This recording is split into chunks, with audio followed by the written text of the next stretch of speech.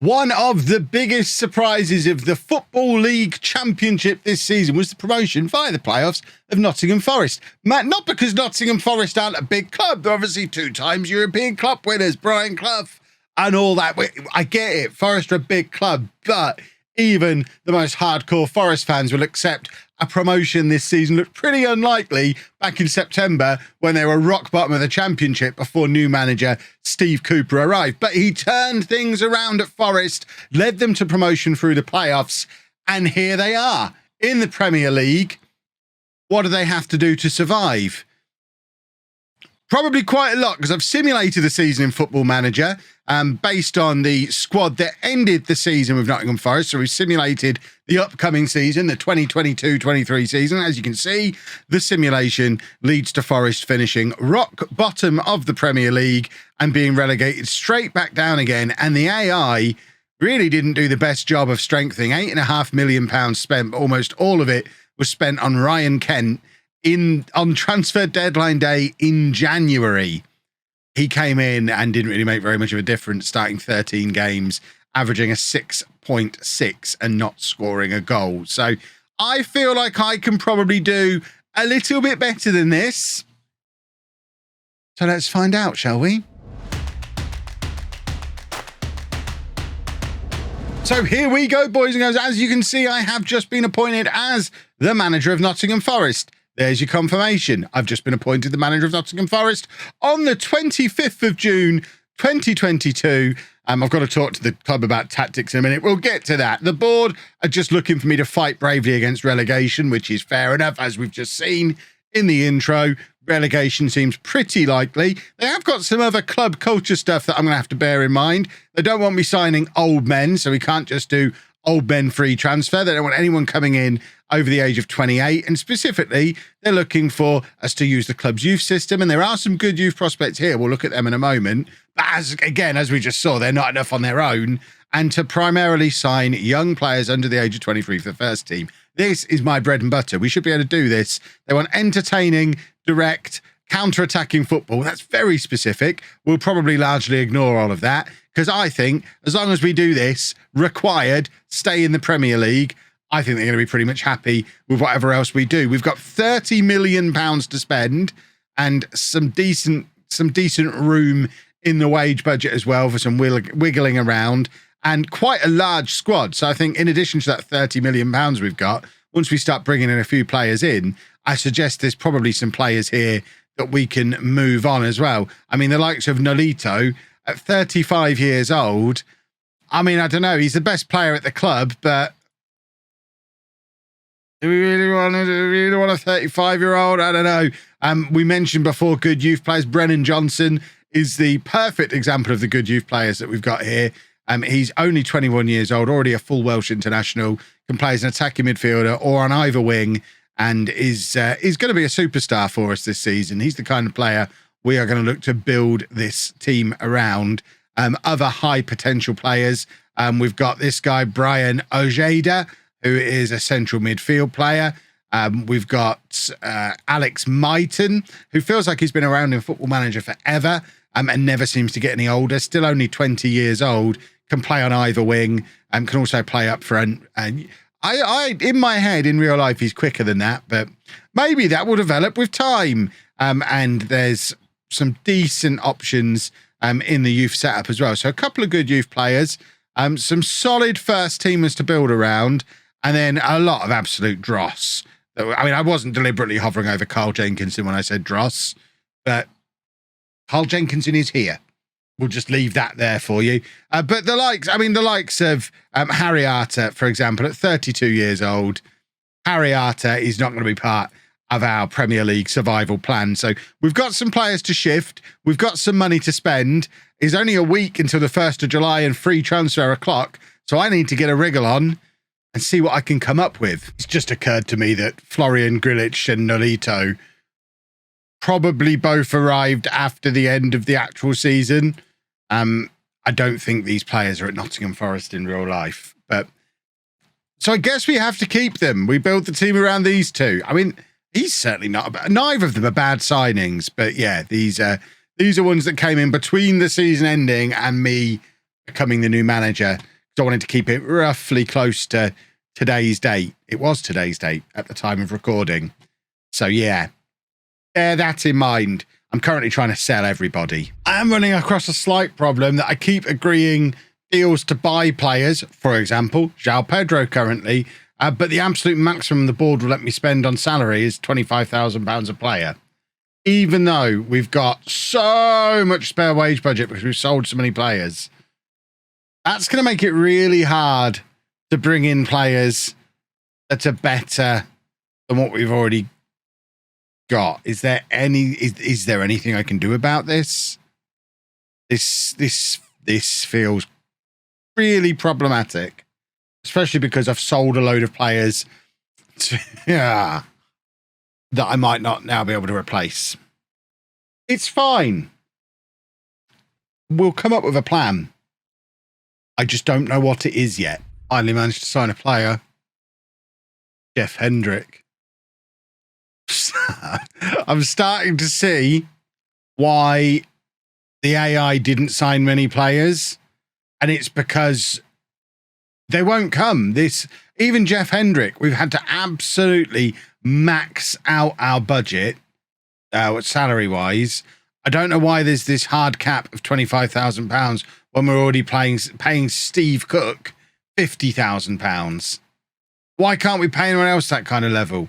I think we could probably do better than Steve Cook. Lyle Taylor's on 26,500 and just, I mean, I've got him on the transfer list. We're probably going to need to use him. We've got Jeff Hendrick in. I mean, wouldn't this be nice? It's not going to happen because after we actually managed to get him to agree to £25,000 a week, and then Real Madrid came in and were like, we'll have, shut up, Real Madrid, let me have my player.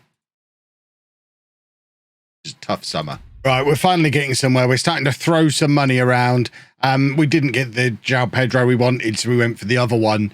Off of Watford. I mean, he's not... I don't think he's going to single-handedly keep us in the Premier League. And 15 million is a lot of money.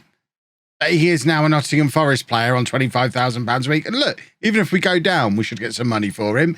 We got this guy, Kelvin, who looks like an absolutely awesome right wing back, exactly my kind of thing. I actually think that's a cracking signing, and he will end up being awesome for us. So he's come in to play right wing back for us. And then Adam Hlozek as well to come in and play on the opposite side to Brennan Johnson. Again, look at the increase in value on bringing him in. We've spent big money on him, £8 million, but I actually think for £8 million for a Premier League team, that's a bargain. I am now confident that I have a better squad than the one that the AI put together.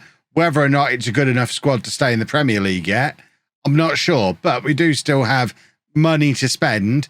It's just proving to be quite difficult to find the players to spend it on. But to give you an idea of what we can put together now with those new signings, I think that front three is pretty decent.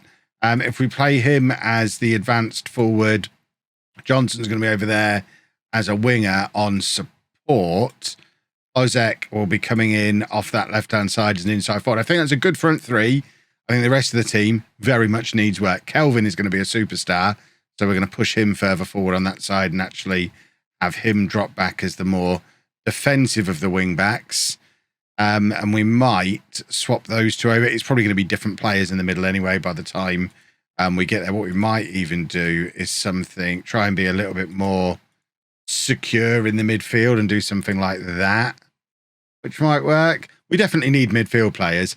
I am happy with the front three, which I didn't expect to be. I think that's a good front three. We have another striker, Ezequiel Ponce, 25-year-old Argentinian, 3-star current ability, 3.5-star potential. He's not quite as good as Hlozek, a little bit better than Pedro.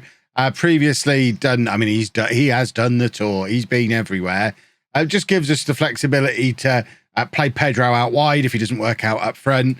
And between those four now we've got up there, I think we've got a decent selection of attacking options that could even allow us to go to a 4-2-3-1 with João Pedro in behind if we don't succeed in finding another midfielder.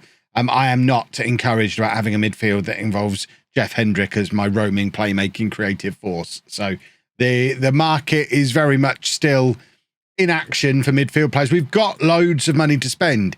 It's just finding players who improve the team whilst at the same time cost less than £25,000 a week, because that is the inexplicable stumbling block, despite the fact we've still got loads of wage budget available. Stupid board. Well, we've squeezed in one more signing before the first game of the new season. John Joe Shelvey is in from Newcastle for £2.3 million. Another one capping out at the £25,000 a week maximum. So our team for the first day of the new season against Manchester City looks like this, which I don't think is too bad. We still need more strength everywhere. Just give me 10 more players, please. But yeah, we're going to lose. We're going to really lose. But, it's a better team than we had before, I think. So cross the fingers and everything. Oh, we have got some more business done. It is deadline day. Deadline day is about to begin, but we have brought in players before deadline day. Czech Ducore is in for £9 million from Lutzerel Geertruida, who is a defender, can play centre-back, right-back, defensive midfield player. He's in from Feyenoord. We've got Bosko Sutalo, who is another centre-back. He's Croatian. He is in from Atalanta. So we've put together a little superstar team now. We've got Kiko Bondoso, who can play on either wing for us. He's Portuguese. He's in from Viz. I don't know who Viz is. Fernando Pacheco is in as a new goalkeeper. Samba, our current goalkeeper, got injured. So we've played a couple of games without a goalkeeper. Well, we had a goalkeeper. It was Jordan Smith, our backup to the backup to the backup. So it was kind of urgent that we got Pacheco in. That changed my plans slightly. And then the final one who's just come in and hasn't played yet, Marvin Plattenhardt, 30 years old now, but still a very good left back, in from Hertha Berlin. We've loaned a few boys out. The season hasn't exactly been going brilliantly, although we did show signs of life against Newcastle. These two heavy defeats were with Smith in goal. We looked pretty good in the game against Newcastle, and now we just need to get through deadline day. To be fair, we've not really got much in the way of spensies for deadline day. The media think we're looking at Cedric, Jerdy Schouten, Baba Rahman, who we've already tried to sign earlier in the summer, and might loan out a few more players. One interesting thing, towards the end of that window, they started letting me spend more than £25,000 on a player. That would have been really handy at the start of the window when we could have brought in some real top players. But at least it did let us get Pacheco for £45,000 a week and Plattenhardt. Everyone else has stuck to the £25,000 a week limit. We need to get rid of Lyle Taylor. Can somebody buy Lyle Taylor off me today, please? Because we could really use the money more than anything. Let's get involved in deadline day then, see what else comes up. I suspect we're not really doing any more business. I have given my director of football free rein to make any offers that they see fit to make. So it'd be interesting to see if they come up with anything as well. I think I'm done. The one thing I would really like that I don't think I've got money for is a real creative force in midfield for that role there. Otherwise, we've pretty much rebuilt the entirety of the rest of the team. If you put Plattenhardt in there, I guess Shelvey is an adequate stopgap, but it's pretty much a completely new Forest 11, which I guess is what we came in to do. My director of football thinks we need another left back. Do we need another left back? We've got Panzo, we've got Plattenhardt. I mean, he's good, so I'm not going to say no. He's good, and he's from Inter Milan. So anyone, that fits the criteria for do we want to sign a player, really? Are they good? Yeah. Are they from Inter Milan? Yeah. Let's sign them then. That's been our plan all summer. So let's get him in. Why not? Another left back.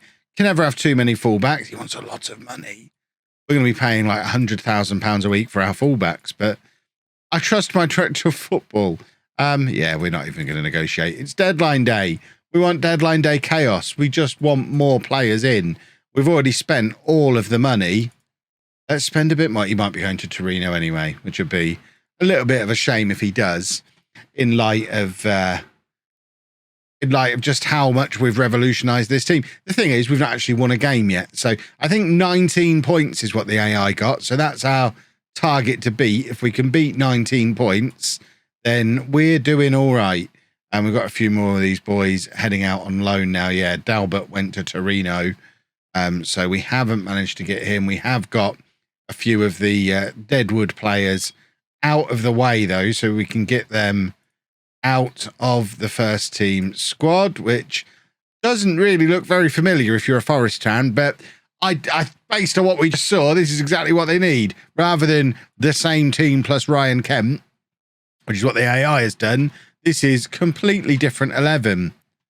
And maybe, I mean, I guess we're about to find out who wins in that circumstance, because we'll just we'll holiday through until January from here. I'm not going to play out the entire season, or else I'll be making this video all day. And I have other videos to make, or you lot yell at me.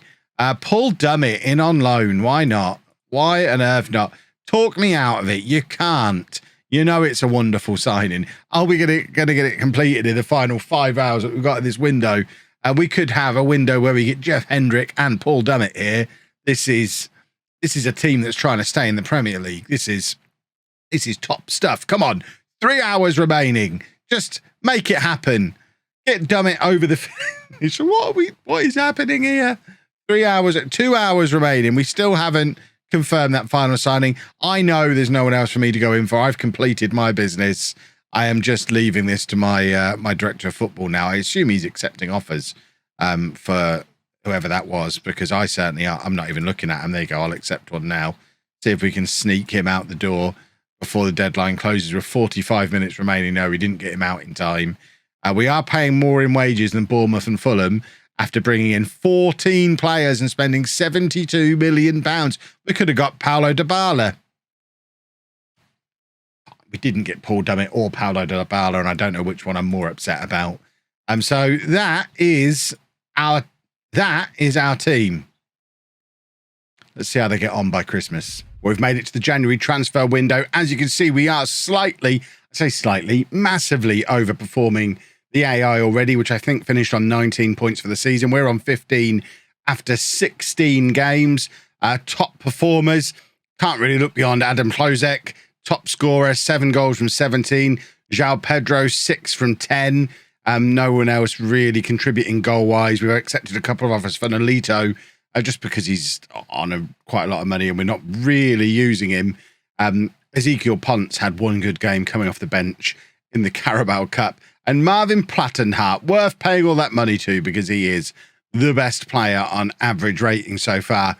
Looking into January, we don't really have much in the way of money to spend. So the main goal of January is to survive without letting any of our star players go. I'm looking particularly at Brennan Johnson, who's wanted by Wolves, did sign a new contract back in the summer, so we should be able to keep hold of him.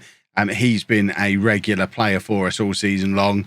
But I don't expect to do much. What we will do is have a little look to see what there is in the way of out-of-contract players to come in the summer. But realistically, I'm not that bothered. I'm not going to be doing next season, so I'm not going to look too hard for that kind of thing. It's all really about making sure we survive this year. And at the moment, we are looking good. We'll be back on deadline day when you'll see the 8 players I've signed, presumably. Well, we'll call that a quiet January. Just a couple of players in. 2 fullbacks. Ryan Bertrand coming in from Leicester for £185,000. One of the highest paid players at the club. But we only had 1 left back, so it's probably quite helpful to have a second one. And Nanu is a right back who has come in from Porto, was on loan at FC Dallas. We had an injury to Kelvin. Kelvin's damaged his spine.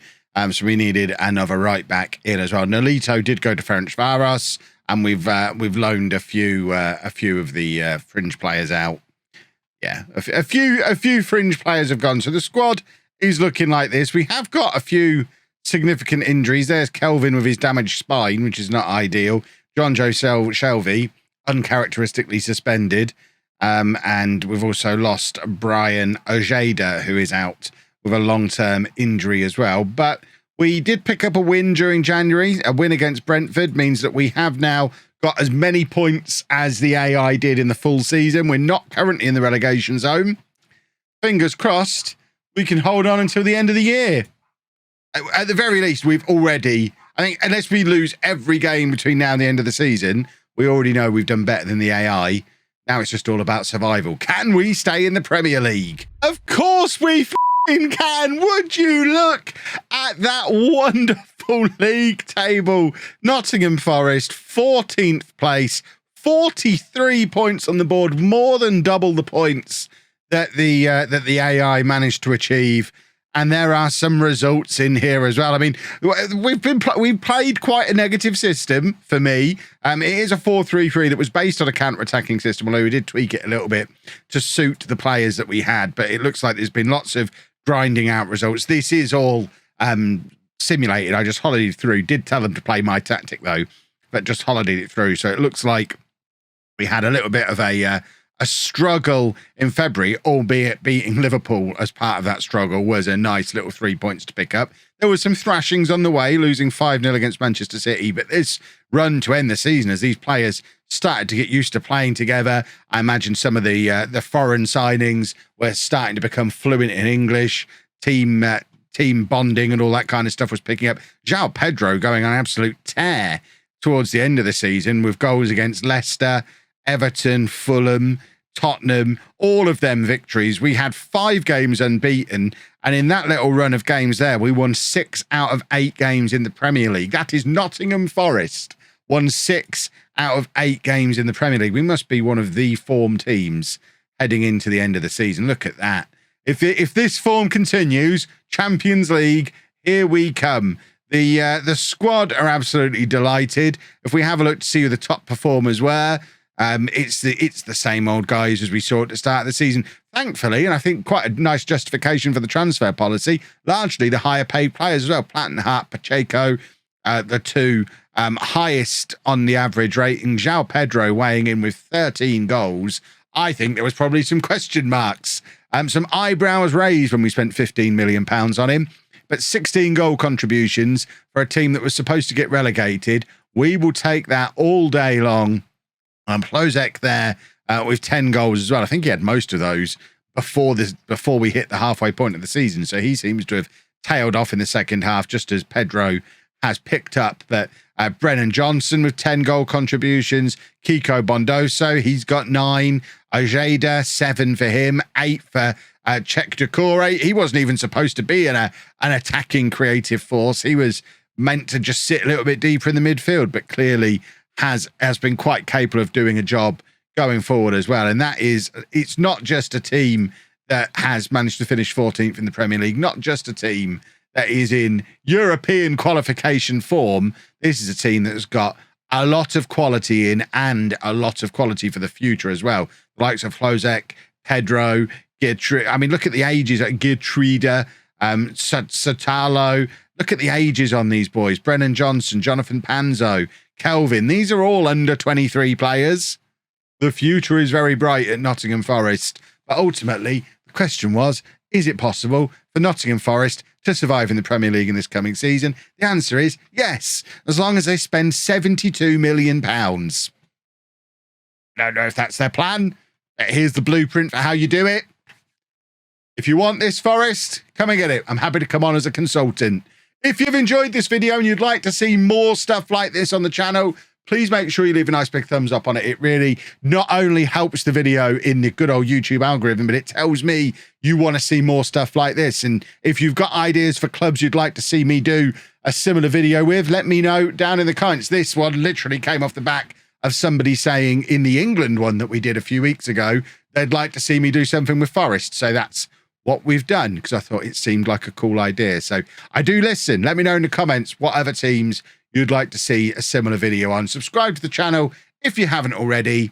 Thank you very much for watching.